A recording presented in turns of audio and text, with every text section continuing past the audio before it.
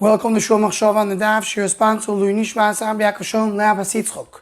We're holding over the Zara Daf Lamedalit. The Gemara Avoda brings that Akiva came to the place called Ginzak, and they asked him 3 questions, and he did not have the answer. Question number 1: are misanim l'shors or ein misanim l'shors? You do tiny which is only for a part of the day. Question number 2 is the kankanim of goyim, of the kachovim, the barrels. Do we say that after 12 months they become mutter because the wine goes out? And what baguette, what clothing did Moshe Rabbeinu wear in the Shiva Simei Miluim in the 7 days that were the build-up of the Mishkan? The Mefarshim tried to explain if there's a connection between these 3 questions. We'll bring one mahalach that's brought down in the Chasam Sofer, in the Likuti Man Chumash. And he explains the following mahalach. Misanim l'shoris is a question. Can you do a tainis, which is not a full day? Can you do a partial kapara? A full day, says the Chasam Sofer, is equivalent like bringing a carbon. When you do a tainis only for a few hours, it means you're not doing a full kapara, you're doing a partial kapara. The question is, does that work or does not work? So bring a raya from the following. The kohen needs to wear shmoin b'gadim. Why is the kohen wearing shmoin b'gadim? The Gemara in Erchin tells us that he wears the shmoin b'gadim to be mechaper and different averis. Part of them is Avoda Zara, Gilu Arayos, Shvichas Domim. Every one of the b'gadim comes to do a different kapara. Says the Chasam Sofer, all these kaparas are protection on Chet HaEgel. When the kohen goes into Beis Hamikdash, he does the Avoda, he needs that protection for the Chet HaEgel, because it did not fully have a kapara, wasn't fully rectified. It's still out there.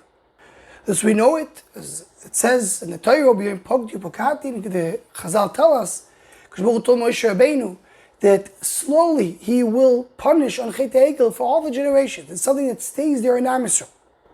And that's the explanation in the question over here. Moshe Rabbeinu did not participate in Chet HaEgel, so he doesn't need the Shmoin B'gadim. So what does he wear when he does the Avoda in Yemei Miluim? So this question proves this nekuda. The Chet HaEgel wasn't fully miskaper. They didn't have a full kapara, only a partial kapara. Meaning, you see from here, there's such a concept of having only a partial kapara. So that is connected to the idea, do you do tiny sharis? Because tiny sharis also means you want to do a partial kapara. But this is all based on the fact they want to tell us the Chet HaEgel was a real chet, was a sin. There's a taina against Am Yisrael Chet HaEgel, and it doesn't just go away. Now, why should I think otherwise? Because the pasuk in Shir Shirim says, "Heviyani el beis hayayin v'diglo alay ha'avo." And Chazal darshan, "Ma'yayin einoi meifik tamoy, kach ha'avosom shel Yisrael amokim." The same way wine doesn't go away, meaning it does not lose its taste, so also the love between HaKadosh Baruch Hu and Am Yisrael does not go away. And the Chasam Sofer takes it to say that Chet HaEgel wasn't really taken so seriously because the love of HaKadosh Baruch Hu is so intact that no sin can take it away. So that would bring a raya from the fact that the kankanim of goyim after 12 months, they lose the taste. Meaning you see that wine also loses some of its koyach, of its taste. So Yemei tells us that the Chet HaEgel could chalila be effective and cause some kind of a disconnect between HaKadosh Baruch Hu and Am Yisrael.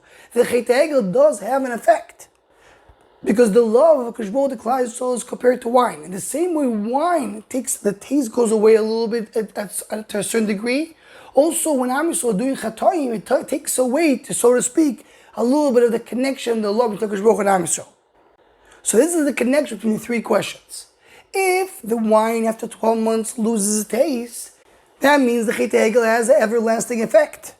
And that's why you have a need to shmoin b'gadim. So the question will be why Moshe Rabbeinu was wearing, because he was not part of Chet HaEgel. How you'll tell me Chet HaEgel was a kapara? It wasn't a full kapara. It was only a partial kapara, like tinies that could be a tiny sharis, which is only a partial tinies. That is the clever mahalach of connection of the Chasam Sofer. Anyone who wants to join the Shul Machshava email list to what's a go, please email shulmachshava@gmail.com.